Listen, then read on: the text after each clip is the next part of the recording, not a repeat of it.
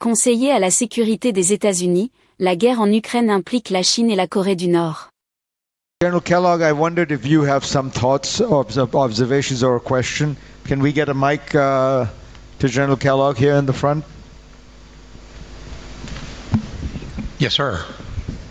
Do you have any thoughts on American security guarantees, on pressure on Putin, all those issues? Well, first of all, I want to compliment President Stedman. And he didn't say one of the reasons why he's so closely aligned to President Trump. He's a damn good golfer and a graduate of Furman. Good enough to know when to lose and when to win.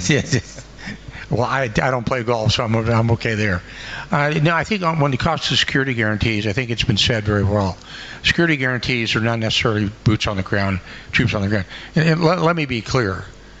The Ukrainians have fought valiantly.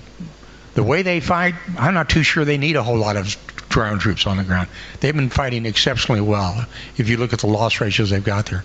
When we talk security guarantees, you talk things, what we term sometimes in America, we talk as enablers, logistical support, air support, meaning the support of an AWACS or the ability to observe, the logistical support on the ground, the intelligence support.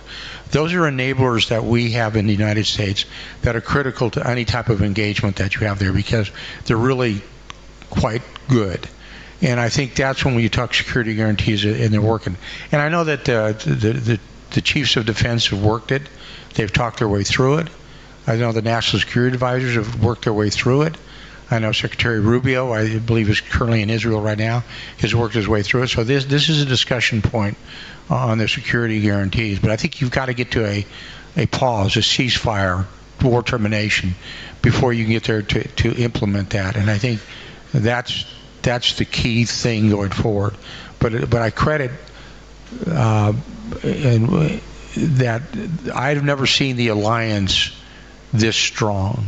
When I'm talking about the European alliance with the United States of America. This is a very, very complicated issue. I don't think this issue, Europe has not seen an issue like this since World War II in working together. But I think the members of the alliance, and that's what I noticed after the Alaska summit, and President Stubb was there when they all came to the White House. Within 24 hours, there was a meeting convened in the White House. Within 24 hours.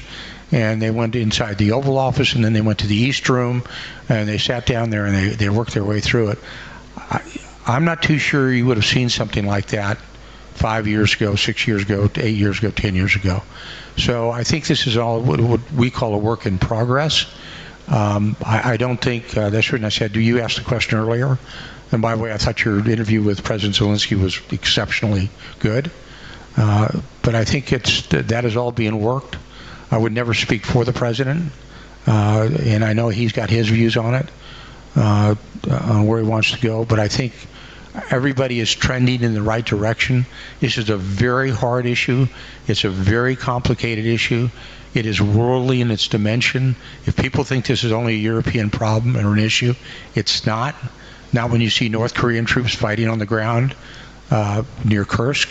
Now when you see the Chinese influence, now when you see what's happening when you talk about the Shahed drones, those actually started in Iran. So when you think of the issues there, and I know that President Trump, we have some domestic issues, but we also have the other global issues. I mean, it's so very candidly, when you say something, it's not as simple as sometimes the question. The answer is exceptionally complicated.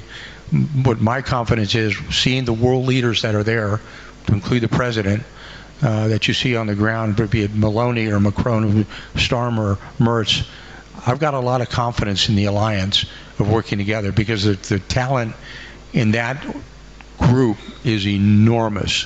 So my confidence, I'm an internal optimist anyway, but my confidence is exceptionally high that something is going to happen and something's going to happen good.